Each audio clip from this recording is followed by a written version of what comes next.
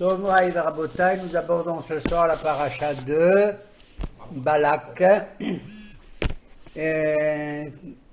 avec lequel le peuple d'Israël va être confronté.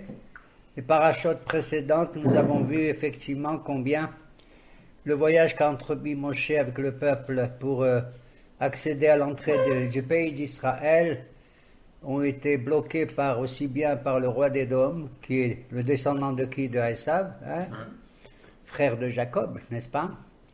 Également par le peuple de Moab, ainsi que celui de Ammon, à tel point qu'il a fallu faire tout un détour pour aller du sud vers le nord, étant donné qu'on peut rentrer d'où en Israël? Plus facilement de l'Égypte, depuis l'Égypte jusqu'à l'entrée en Israël, en passant par Gaza de l'époque. On met 11 jours à peu près 11 jours de marche. Mais là, il y avait la crainte des Philistins d'un côté, et de l'autre côté, le refus du pays d'Édom et de Moab d'accéder. Donc il a fallu faire un détour important du sud vers le nord. Et pour entrer en Eretz Israël de l'est à l'ouest, il a fallu cette fois-ci aussi traverser le pays de Sihon, roi de Émori, et Og Melech Bashan. Mais là, sans demander quoi que ce soit, Sihon va entreprendre un combat, c'est à la fin de la paracha de Hukad de la semaine passée, contre Moshe, et il va perdre naturellement ce combat. Et également son frère Og, qui était géant aussi bien que Sihon, va engager un combat, il va être perdant. Et là, nous nous trouvons là devant un silence total en se demandant quand est-ce qu'on va procéder à l'entrée en Eretz Israël. Et c'est là qu'intervient une autre forme de combat. Jusqu'à présent, le combat était, je dirais, guerrier, d'ordre militaire, n'est-ce pas? Mais là, nous avons affaire à un personnage qui porte le nom de Balak, comme la paracha de cette semaine, Melech le Moab Baetahi, et alors qu'il n'est pas menacé d'aucune manière, puisqu'il est le roi de Moab, n'est-ce pas? Oui. Et que déjà nous avions dans la Torah reçu l'ordre de ne pas attaquer Moab, ainsi que Ammon, pour des raisons que je n'indiquerai pas là ce soir, mais vous les avez devinées, étant donné que Moab et Ammon sont les descendants de Lot, neveu d'Abraham. Al Tidgar et Moab ne menace pas du tout Moab ni Ammon. Cependant, malgré tout, Balak, roi de Moab, a assisté quelque part au combat que le peuple a fait contre Sihon, qui était un personnage important, Melech Émori, qui était le garant de toutes les nations environnantes, des Cananéens et tout, qui l'ont utilisé comme un garde-frontière important, sachant très bien que le peuple d'Israël allait rentrer dans son pays. Eh bien, alors même qu'il n'est pas menacé, Balak, et c'est là que réside, si vous voulez, la vilainie de la chose, c'est-à-dire la haine qu'il portait au Ham Israël, va demander le recours de qui?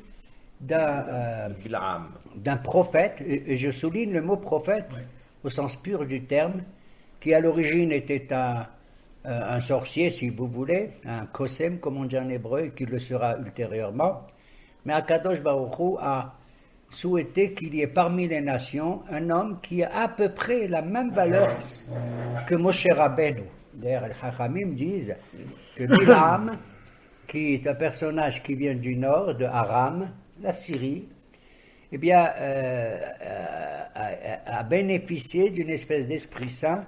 Et Akadosh Baruch Hu a voulu justement donner aux nations un représentant de la même grandeur que Moshe Rabbeinu, pour leur tendre un peu la main en leur disant, voilà, vous avez quelqu'un qui a la valeur de Moshe, on va voir s'il va être en mesure de vous apporter ses bénédictions et de vous conduire dans le bon sens de la moralité, de la piété, etc., etc. Et on va voir quelle est l'utilisation de ces forces qu'il va donner à Bilam, qui se porte le nom de Bilam Ben Beor. Ben Beor. Le mot Beor déjà, phonétiquement parlant, est comme Be'ira, Be'ir. Beor, c'est le nom d'un animal, mais c'est aussi le nom ancien d'un personnage qui est connu de nous tous, en l'occurrence Lavan HaArami. Pour certains, Bilham serait, ils disent le fils, mais c'est un peu étrange, parce que si c'est le fils loin, de Lavan, ça fait 3 siècles qu'il les sépare à peu près. Alors, quand on dit le fils d'un tel dans la Torah, ça veut dire le descendant. Le descendant, Bilham Le digne héritier. ben Beor. Et donc le roi de Moab va faire appel à cet homme qui était connu déjà. Pourquoi il est connu? Pourquoi est-ce que Balak fait appel à Bilham dans le but de maudire Israël? C'est-à-dire d'utiliser maintenant une arme tout à fait nouvelle. Il était conseiller C'est de pas Pharaon. les épées, c'est pas les tanks, mais la malédiction. Il lui dit, je t'en prie, viens, tu vas maudire ce peuple qui sort d'Égypte, parce qu'il se comporte comme un taureau qui arrache l'herbe des champs, n'est-ce pas, qu'il hochashor et pénètre et tirer kassadé. Un taureau, lorsqu'il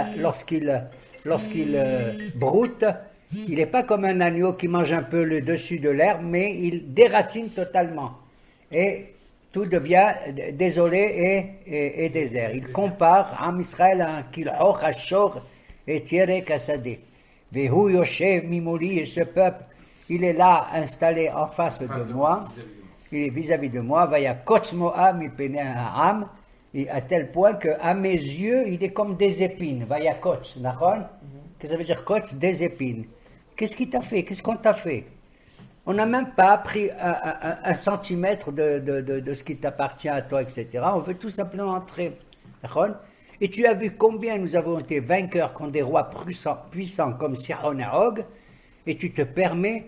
Donc on voit que cette haine et cette violence dans le cœur de Balak est purement gratuite. Ce qu'on appelle Sinat Hinam.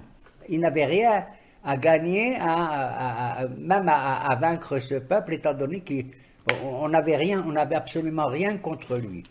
Il y a quelque chose de curieux dans le trajet qui est décrit la semaine dernière. Et ils veulent passer par Edom, et puis comme ils ne les laissent pas, sauf ils font demi-tour. Après ils passent vers le nord. Et... Par Moab, mais en fait, Moab et Ammon. Mais en fait, Oui. ils choisissaient pas où ils allaient. Ils suivaient la nuit. C'était le nuage qui leur indiquait où aller. Il n'y a plus de Le nuée, nuage parce qui qu'il est leur a parti. indiqué, mais Ah, Il est mais parti, Aaron. Aaron. Aaron, il est parti. Semaine dernière. on Non, mais avant, la semaine alors je vais dernière. vous faire une petite révélation, un scoop comme on dit. Ta question est judicieuse, est importante.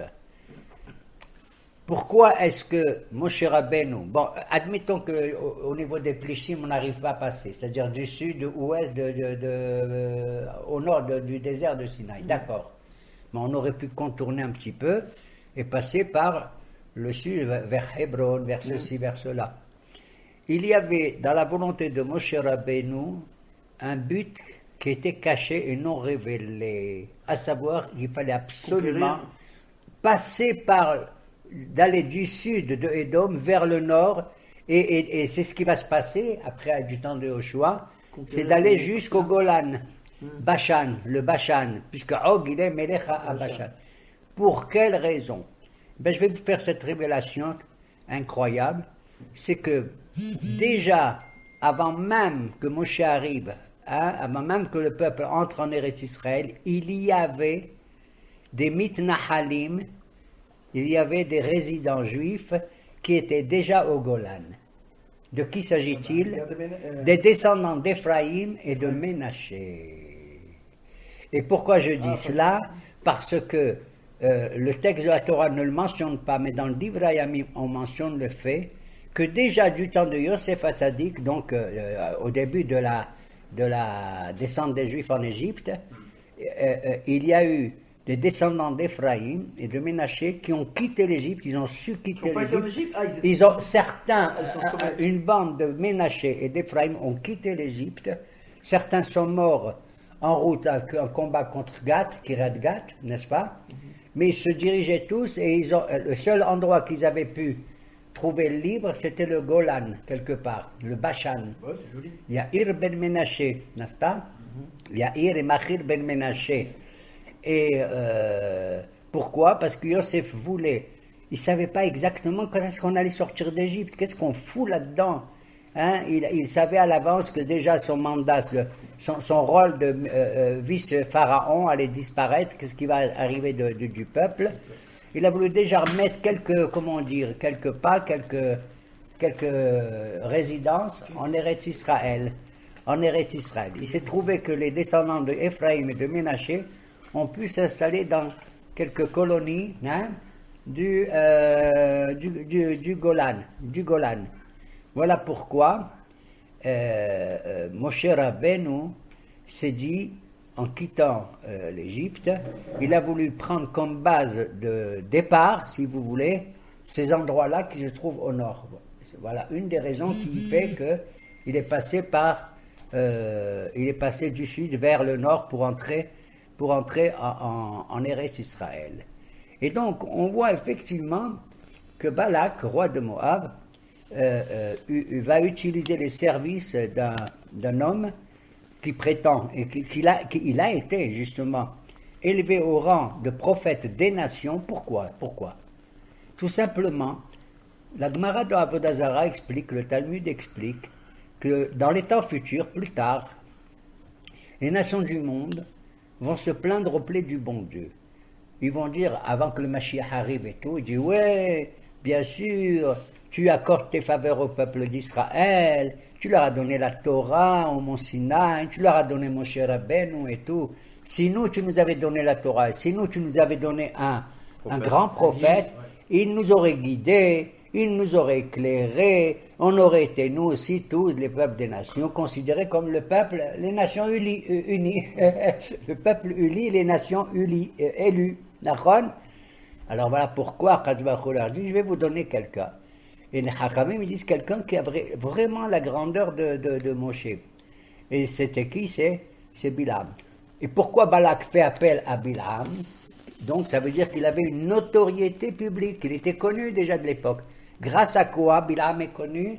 Tout simplement parce qu'il avait été demandé, ses services ont été demandés par qui?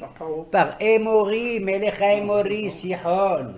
Sihon a demandé ses services afin qu'il bénisse le peuple amoréen pour qu'il gagne lui, parce que Émori ont fait la guerre à qui? À Moab, n'est-ce pas?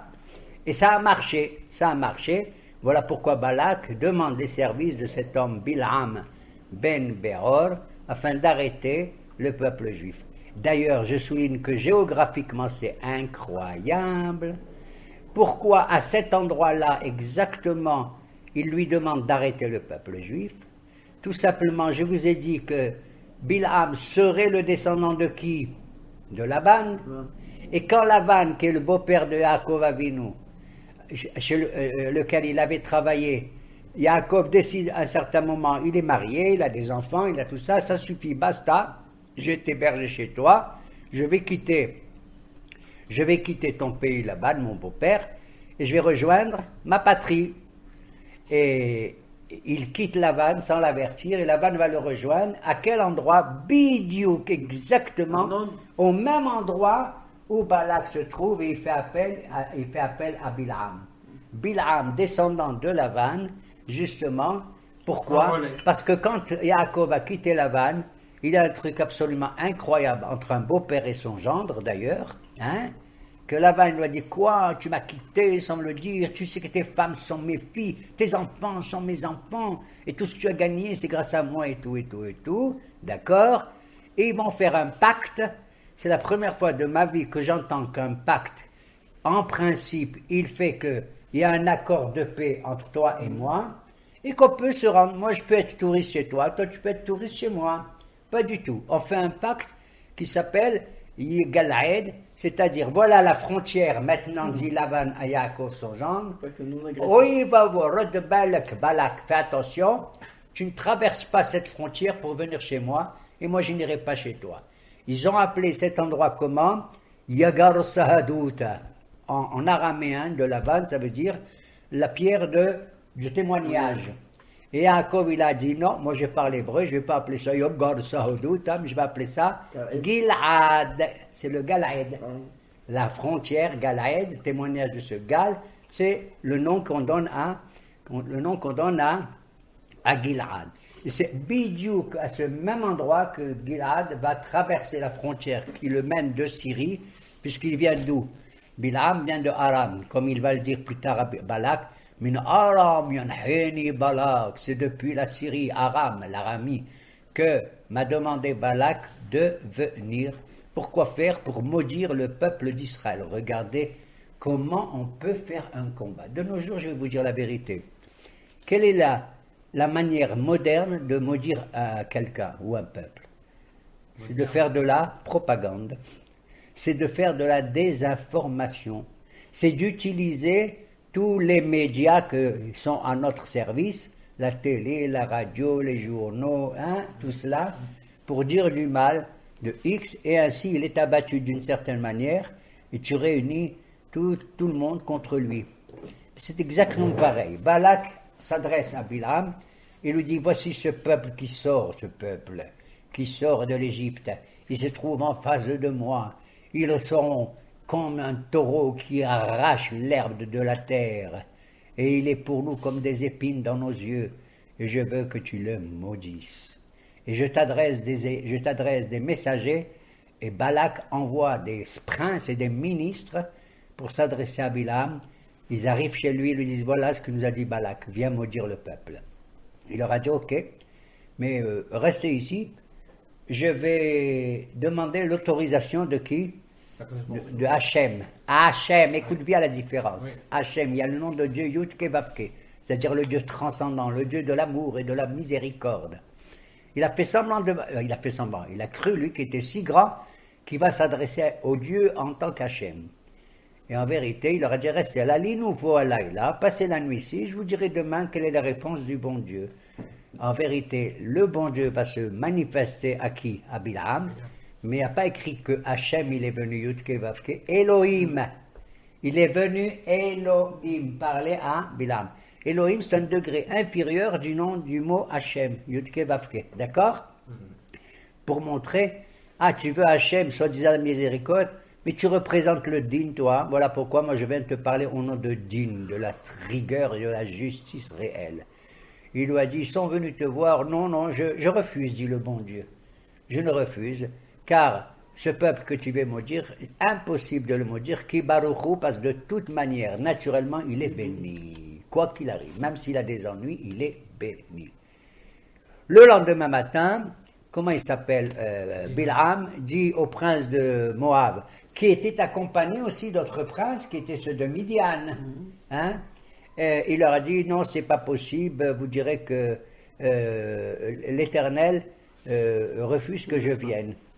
Quand ils ont vu ça, les princes de Midian et pas de Moab, ils ont vu ça, ils ont dit, il vaut rien du tout ce bonhomme, et pourtant on lui a apporté tous les sortilèges et tous les appareils qu'il faut pour faire de la sorcellerie, et ils ont quitté, ceux de Midian. Pourquoi Midian et Moab sont ensemble? Qu'est-ce qui se passe? Pourquoi Balak a demandé le secours et la coalition avec Midian, alors qu'en vérité, ces deux peuples étaient en guerre, ils n'étaient pas bien les uns vis-à-vis des autres. Ils disent le machal comme ça. À quoi ressemble la chose? Tu as deux chiens. Ils aboient l'un contre l'autre. Un chien, wow, wow, et l'autre fait wow, wow, wow, wow, wow. Ils sont ennemis, ils ne peuvent pas se supporter. C'est Moab et Midian, exactement pareil. Mais, quand ils ont vu ces deux chiens qui se disputaient, il y avait un loup qui est venu. Wow. Qu'est-ce qu'ils ont fait? Ils ont fait la paix entre eux. Ils ont fait la paix entre eux, pourquoi? Parce qu'ils ont eu peur que le loup les attaque et tout. Exactement pareil.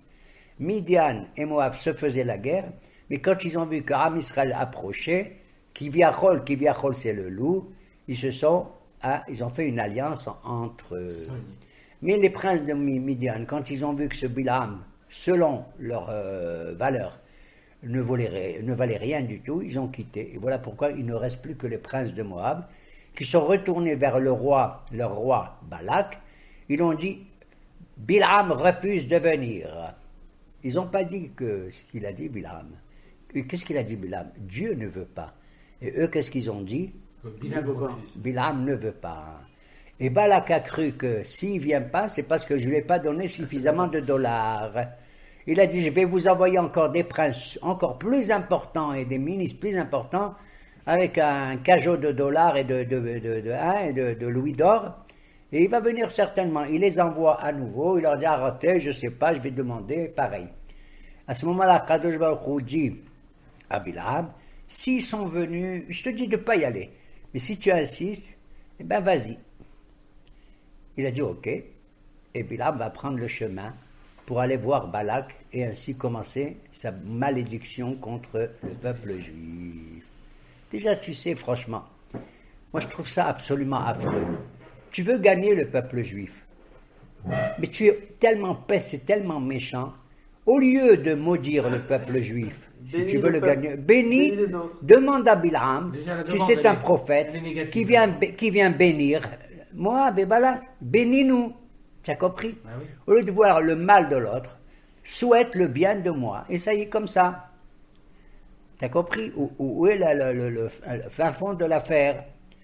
Et Bilham, donc, finalement, malgré le refus de Dieu, qui finalement cède, hein, il lui concède, il lui dit, s'ils sont venus te voir, bon, ben, tu vas y aller, mais attention, ce que je mets dans ta bouche, tu le diras. Ce que je mets dans ta bouche.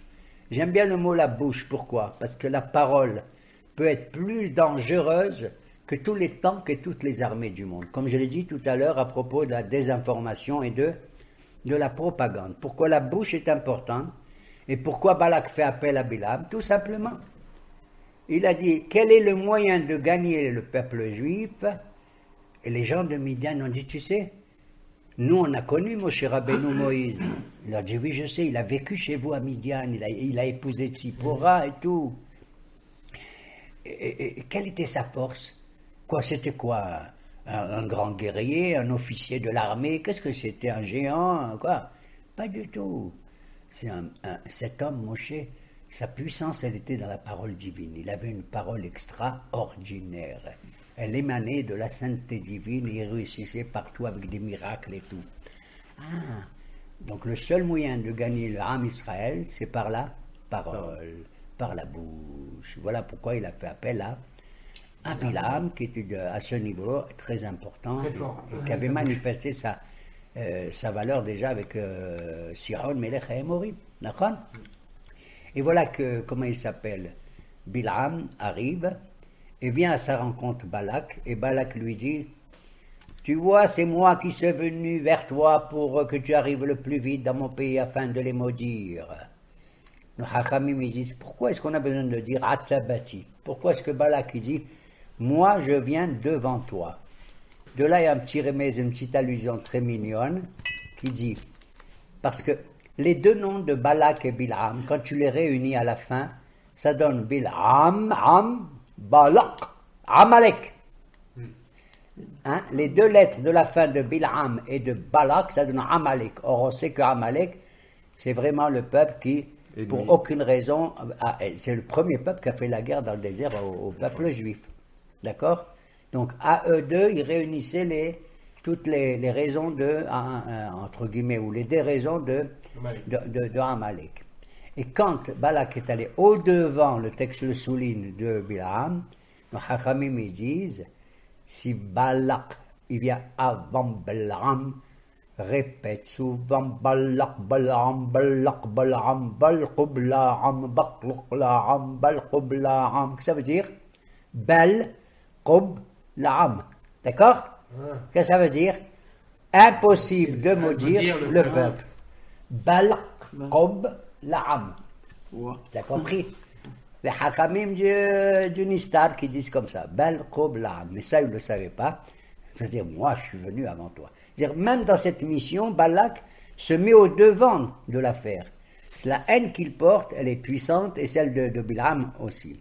Et on voit que, pour montrer comment ils vont procéder, tout simplement, ils vont dire, Balak, il dit, tu sais, j'ai appris que la manière de gagner le peuple juif, tu ne peux pas le faire contre le bon Dieu qui est à leur côté, mais je sais, El Zohem Bechol Yom, que le bon Dieu il se met en colère une fois par jour. Quand? Il lui a dit, quand un tout petit moment, il est en colère, le bon Dieu. Ça dure le temps de dire un mot. Le temps de dire un mot. Il lui a dit, quand? Et la Gemara a dit, tu sais quand est-ce que le bon Dieu est en colère? Contre tout le monde, et même contre nous les Juifs. Il a dit, c'est au moment où tous les rois des nations, le matin comme ça, ils adorent leur divinité et tout ça, ils enlèvent leur couronne et se mettent à manger. Voilà comment ils commencent la journée à partir de 10 heures, pas comme nous à partir de 5 heures du matin. Et c'est le moment où Kadosh Baruch Hu, il est Bézaham. Contre tout le monde, il ne fait plus de distinction vis-à-vis de personne. Et si toi, Bilam, tu es au courant de cet instant qui s'appelle le Rega, un très court instant, c'est là que tu vas employer un seul mot et tu vas les détruire. Quel mot tu vas employer? Tu sais, le mot en hébreu, Kalem. Kalem, ça veut dire détruis-les. C'est tout. Tu ne vas pas faire un long discours, rien du tout, rien qu'un mot. Kalem. C'est déjà explicite. Ouais. Détruis-les. Alors, la chose qu'il ne savait pas, c'est qu'en vérité, quand Akadosh Baruch Hu, il a vu que Bilham partait vers Balak, il a décidé, Taïch, il a décidé que quoi? Qu'il ne se met plus en colère pendant la mission de Balak et de Bilham. T'as compris? Donc, ça ne pouvait pas marcher. Nos Hachamim me disent, tu sais, nous on sait exactement le moment où Dieu se met en colère. Tu sais, il y a une méthode, je ne vous dis pas à vous, mais je ne la dis pas non plus aux auditeurs. Tu prends un tarnégol, tu prends Un coq. un coq. Le coq, il a une crête, nachon, sur la tête. Il a une crête, une carbolette. Elle est rouge en général, la crête du coq. Tu sais quand est-ce que le bon Dieu est en colère? C'est quand le matin, la crête du coq, au lieu d'être rouge, elle devient toute blanche. Elle pâlit. Terrible, elle pâlit. C'est le moment, tu vois, regarde la crête qui est au sommet de la tête, du cerveau, de la peau. Pourquoi on dit le coq? Parce que dans nos bénédictions tous les matins, qu'est-ce qu'on dit? Anoten servi, anoten bina, la servi, la brin ben yom ou ben laïla. Le bon Dieu, il a donné une intelligence, une intuition au coq qui est capable, même s'il est enfermé n'importe où, de détecter la différence entre le jour et la nuit. Waouh! Regarde comment la nature, incroyable, c'est incroyable. Hein? Et c'est la vérité qu'il y a des animaux qui ont des intuitions plus fortes que les hommes. Regarde par exemple, quand il y a un tremblement de terre à 100 km là-bas, Les lézards, ils sortent. qui c'est qui se passe? Les chiens. Les animaux, ils l'ont senti avant les hommes. Tu les vois tous se sauver, se sauver, se sauver. Il y a quelques années, il y a une tsunami, je ne sais plus où, et ils ont vu là-bas les animaux qui se sauvaient. Tu te rends compte? D'un tremblement de la mer, qui a fait des dégâts d'ailleurs. Et les hommes l'ont su que tardivement, il y a eu beaucoup de morts. Il y a eu beaucoup de morts. Il y a comme ça des animaux. Regarde les chiens. On utilise des chiens pour sentir et renifler ce qu'il y a sous la terre. Incroyable. Moi, je marche et je ne vois pas qu'il y a des millefeuilles quelque part. Sinon, je les aurais tous mangés. Vous avez compris? Et il y a des animaux donc qui ont une intuition incroyable, chacun à leur manière. Et bien, c'est la même chose. Le coq, pour ainsi dire, étant donné que sa crête qui était rouge, elle devient blanche, il arrive à détecter ce moment où Dieu, quelque part, se met en colère. Bon. En général, notre Dieu, il est Rahoum, Hanoun, Erechapaim, un Dieu clément et merveilleux, un miséricordieux et tout et tout. D'accord? Mais il y a un moment quand même. Parce que le monde doit marcher avec le din et le rahamim et le hesed. Avec la justice et avec quoi? La charité. La charité, si tu veux. Les deux composantes. Nous, on n'est pas une religion qui met tout dans la justice, la rigueur, Allahu Akbar, et on n'est pas non plus une religion qui aimez-vous les uns les autres. Non. Nous, on n'est pas dans le fait de mettre en valeur une seule qualité morale, une seule vertu, et on se prosterne à elle, pas du tout. Toutes les vertus doivent se conjuguer ensemble pour former une unité. Tu comprends? C'est comme un puzzle, tu prends plusieurs pièces, pour que ça fasse beau, tu dois les utiliser toutes ensemble. Chaque pièce ne vaut rien du tout, absolument rien du tout. Et au moment où Bilham, qui ne le savait pas, pensait avoir détecté le Rega, cet instant-là, où Dieu se met en colère, à ce moment-là, et prononcer le mot Kalem, il va parler du haut de certaines crêtes, de certaines montagnes, et il va dire, et je vois ce peuple-là, etc., qui est supervisé par le Saint béni soit-il et tout, ou Troat Melech Bo. Et j'entends le son du corps d'un roi qui est en lui. Troat, c'est quoi? C'est le chauffard. Troat Melech.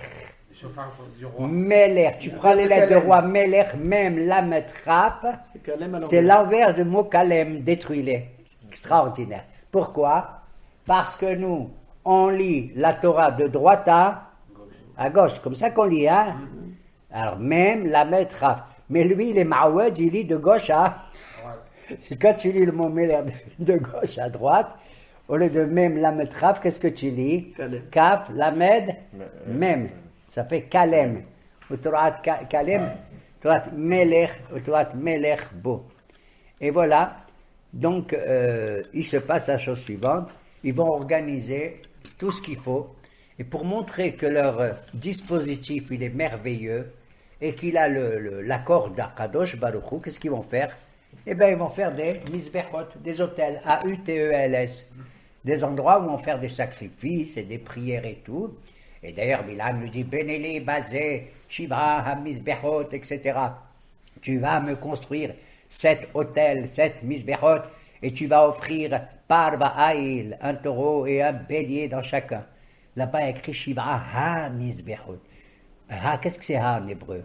C'est pas 7 hôtels, les 7 hôtels. Ça veut dire que c'est un article défini. Donc ça fait allusion à d'autres hôtels, non? Ouais.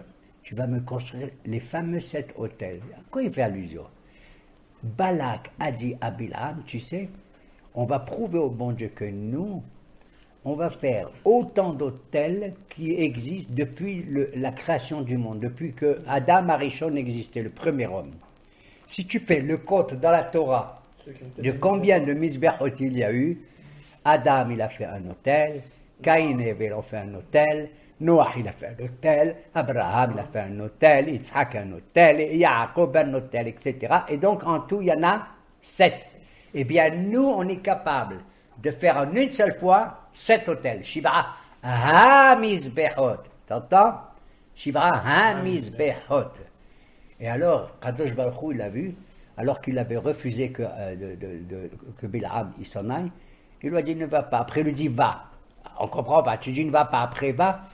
Qu'est-ce qui a mis en colère le bon Dieu? Pour ainsi dire, c'est que Vayar Hashem ki holech hu. Bilam était parti, quand il a eu l'accord du bon Dieu, avec 2 des princes de Moab. Shnei me'arav imo. Comme les Havdil, Abraham était avec deux hein, pour la Hakeda. D'accord?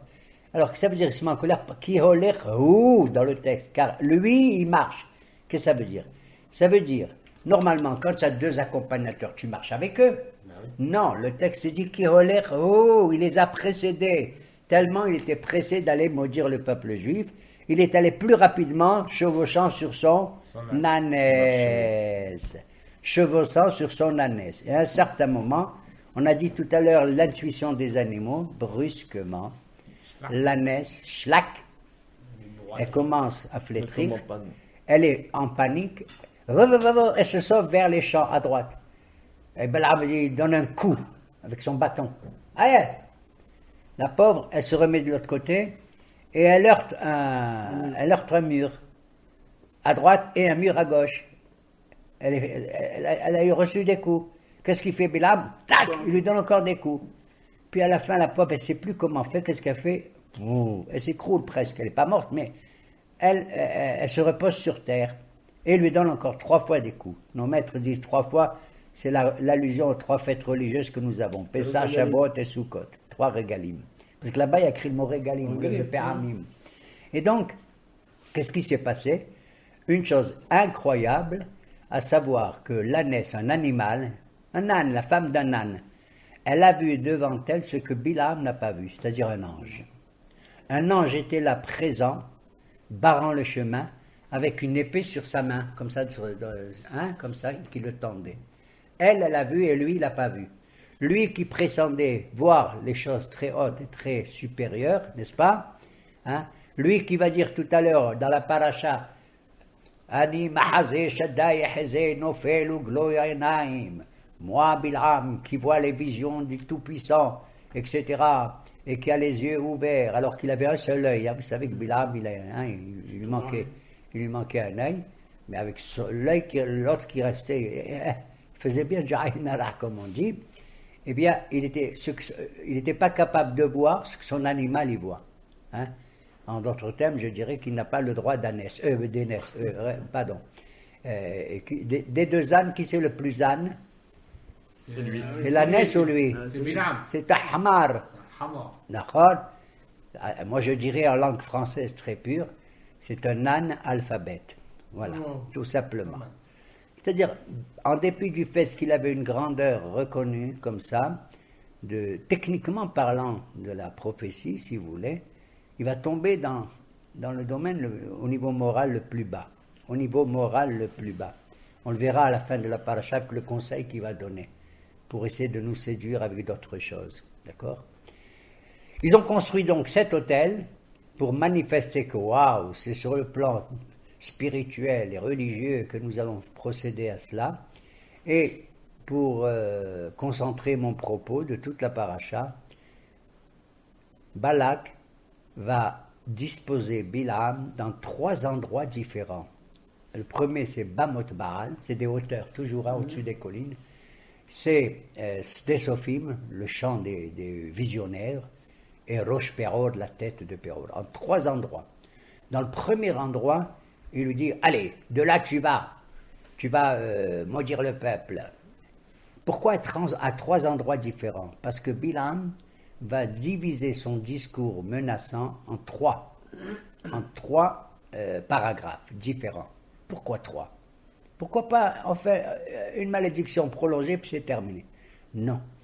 L'astuce de Bilam a été de vouloir maudire le peuple dans les 3 dimensions du temps et de ce.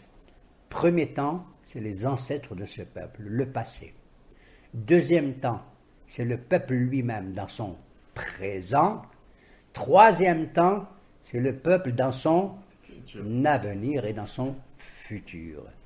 Voilà, vous regarderez la paracha, vous verrez. Bamot Baal, Desophim et Rosh Peror. Dans le premier temps, qui sont les ancêtres de ce peuple? Et il dit, Ki Merosh Surim Erenu, ou Mi Gebaot Ashurenu. Il veut maudire, au lieu de maudire, il ne fait que bénir. Le Hachamim, ils ont dit qu'Akadosh Baruch Hu, il a mis dans la bouche de Bilam une haka. Comment on fait l'hameçon qu'on met chez les poissons pour l'attraper? Ou bien une muselière qu'on met chez les animaux. Pour transformer ces mauvaises paroles en bonnes paroles. D'accord? Et il a regardé les ancêtres du peuple juif. Qui c'est les ancêtres du peuple juif, mesdames et messieurs? Abraham, Yitzhak, Yaakov, Sarah, Rivka, Rachel et Léa. D'accord? Il compare les patriarches qui met Rosh Tzurim à des rochers supérieurs et les matriarches, les mères du peuple juif, à qui? À des Gebaot, à des collines. Il a dit, waouh, qui met Rosh Tzurim arenu, ou mi Gebaot ashurenu. Je vois les ancêtres, c'est incroyable. Ils sont puissants comme des cèdres, ils sont stables, ils n'ont pas changé. Pourquoi? Parce que moi, Bilam, il dit, j'ai pensé que Abraham, Yitzhak, Yaakov, Abraham c'est le descendant de qui? Dis-moi toi là-bas.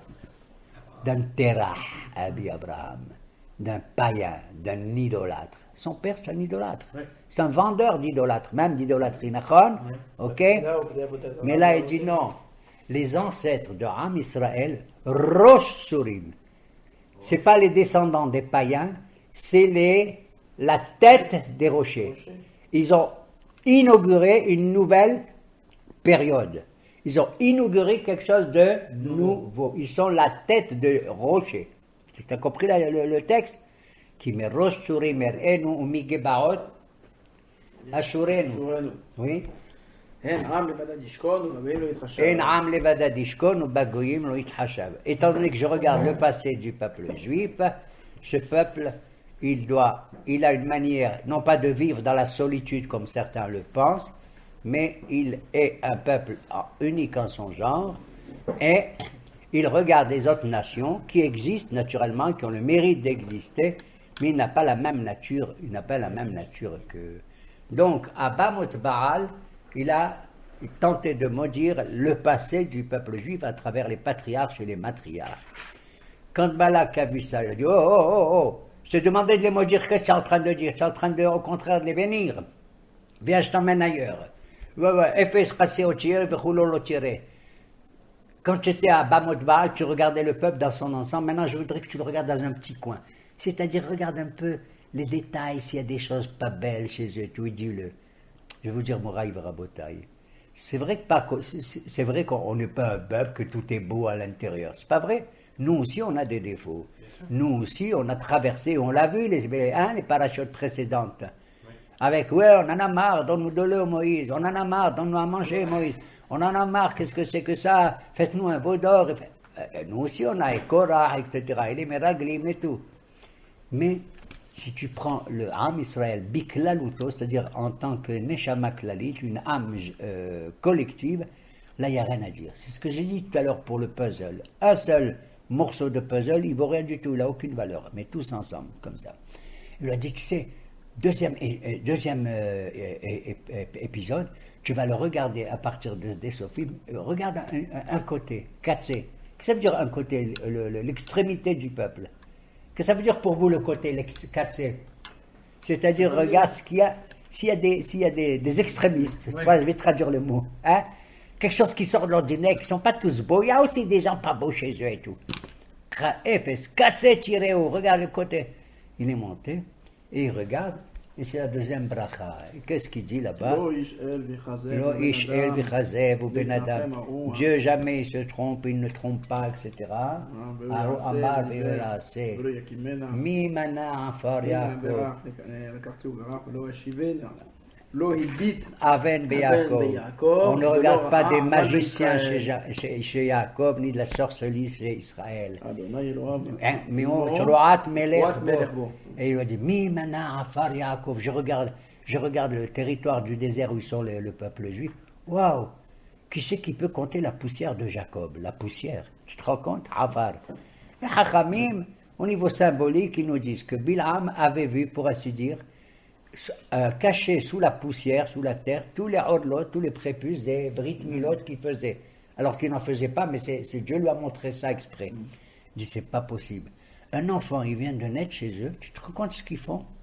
Ils font la Brit Mila. C'est incroyable. Ils sont prêts à ajouter cela à la création que Dieu a fait de l'être humain et tout et tout. Mimana afar Yaakov ou mispa et rova Israël. Balak se met en colère. Ça suffit. Je t'ai demandé de les maudire et tu es venu maintenant toi les bénir. Viens de notre côté, tu vas les regarder. Et il le met dans la troisième crête. Voyez, leur chef, il est allé dans une crête supérieure qui s'appelle Rosh Peor, le sommet de Peor. Peor, c'est le nom d'une île. Ouais.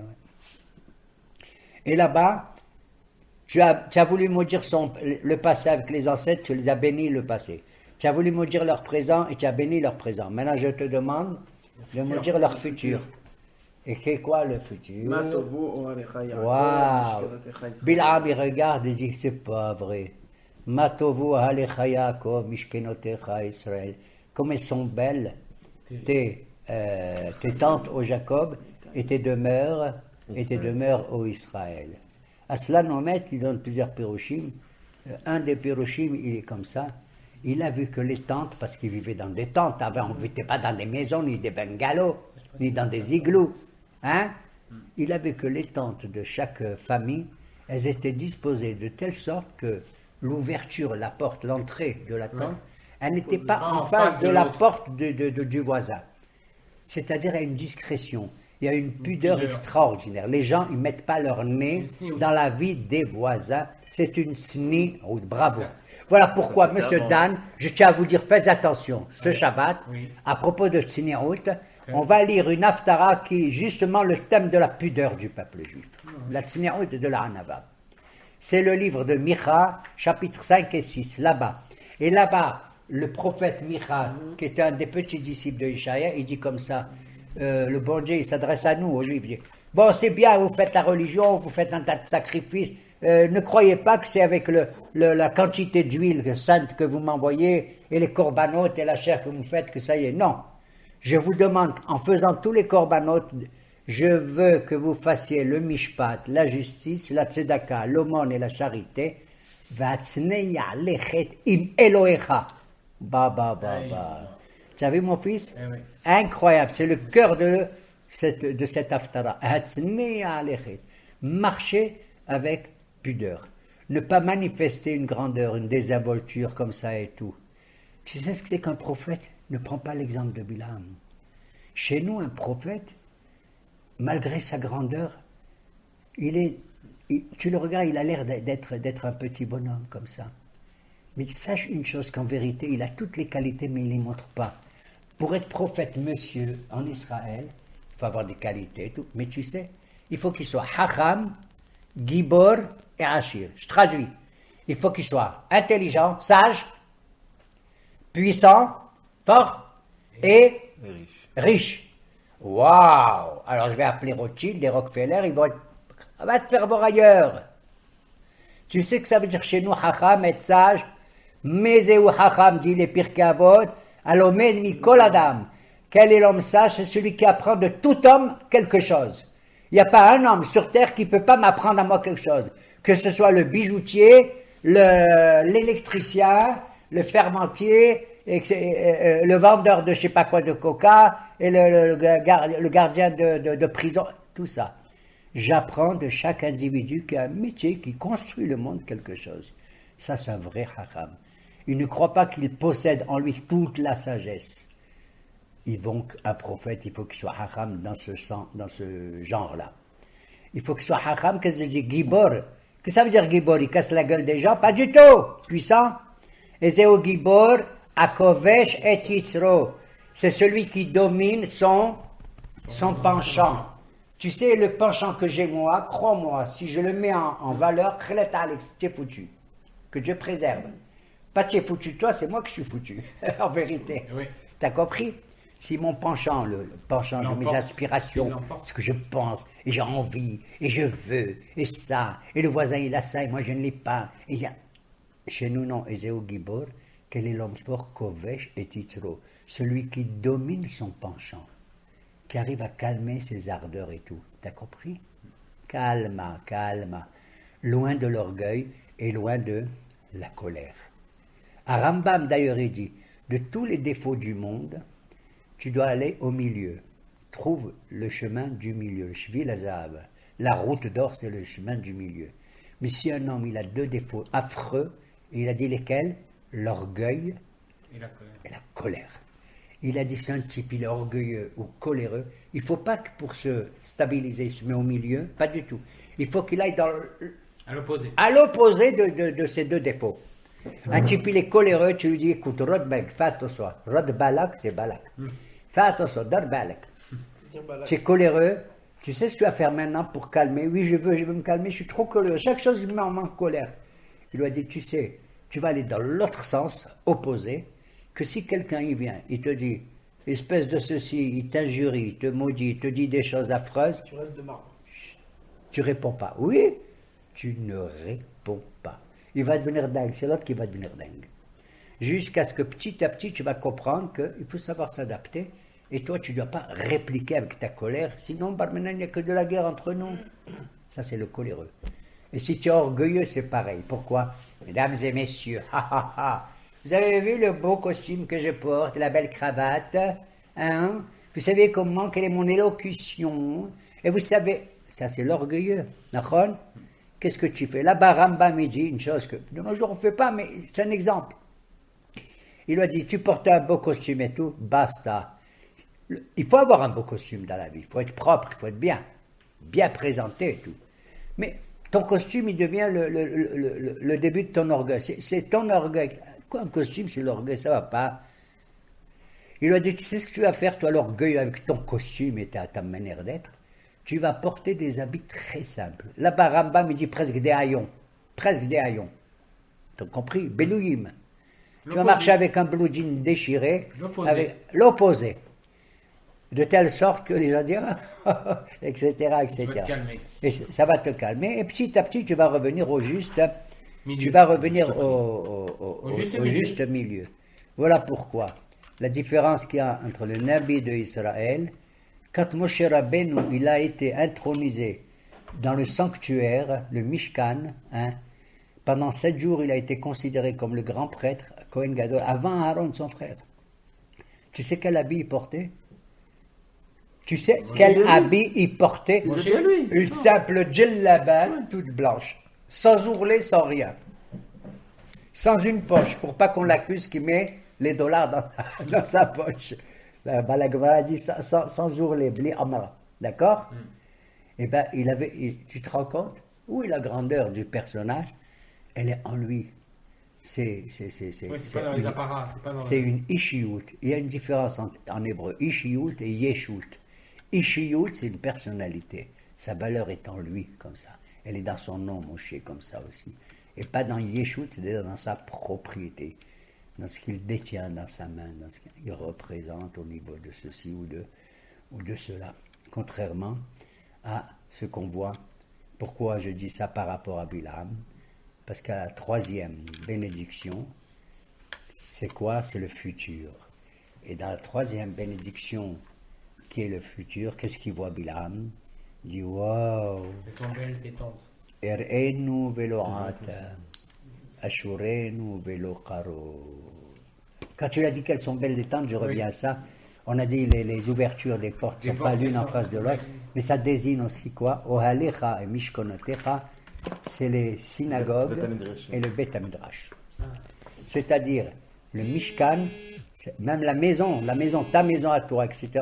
Quand il y a de la Torah comme ça qui est donnée et tout, c'est comme un Mishkan, comme un sanctuaire, comme un temple, véritablement. Voilà ce qu'il a vu. Et dans la troisième, et je conclus, c'est le futur. Et le futur, qu'est-ce qu'il dit, Bilam? Moi, qu'est-ce que je vois? Regarde, quand Moshe Rabbeinu il parle, dis-moi, est-ce qu'il dit je suis Moïse et c'est moi qui parle? Moi, Moïse, qui vous ai. Il n'a jamais ouvert la bouche, le pauvre. À chaque fois que Dieu lui dit, dis-leur, faites ça, dis-leur, il leur dit, c'est tout. Qu'est-ce qu'il dit à chaque fois? Tu n'as pas remarqué dans la paracha? Moi, Bil'am, fils de Béor, tu m'as ramené et tout. À chaque fois, il dit, hein? Etc. Et après, Vaïssa Meshalo, il prononce son beau machal poétique et tout. Je le regarde, il n'arrive pas maintenant.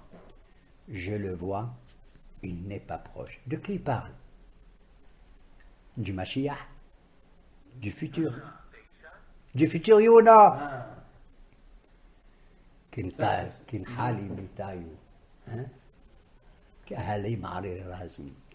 Je vois l'eau qui coule partout en eux. L'eau et Maïm et la Torah. d'accord. L'eau, c'est ce qui permet de fertiliser toujours le sol. On n'est pas rude, on n'est pas agile. On donne toujours de la vie. Comme les cèdres puissants qui sont sur l'eau. Et de là, nos haramim dit, tu sais, il nous a comparé dans sa bénédiction à des cèdres qui sont irrigués par l'eau. Toi, tu crois que c'est bien? Oui, c'est bien, des cèdres irrigués par l'eau, oui ou non? Oui, Mais dans sa tête subconsciente, Monsieur Bilam, écoute bien. Il a dit, un roseau, quand il y a un vent très fort, il se plie, mais il ne se casse pas. Plie, mais ne rompt pas. Il ne se casse pas. Mais un cèdre, même s'il est dur et qu'il y a des vents violents, il est déraciné, il ne va pas repousser. Pourquoi? Parce que même sa racine, elle est sortie. Son tronc et tout. Tu as vu un peu ça? Pourquoi je te dis ça et je conclus? Parce qu'on a eu un prophète juif qui s'appelle Ahia Shiloni. Du temps le maître d'Eliyahu Hanabi, et les prophètes. Un jour, il s'est mis en colère contre nous. Il avait raison. Et souvent, nos prophètes, ils se mettent en colère contre nous, plus que contre les nations. Tiens, je vous le dis. Hein. oui.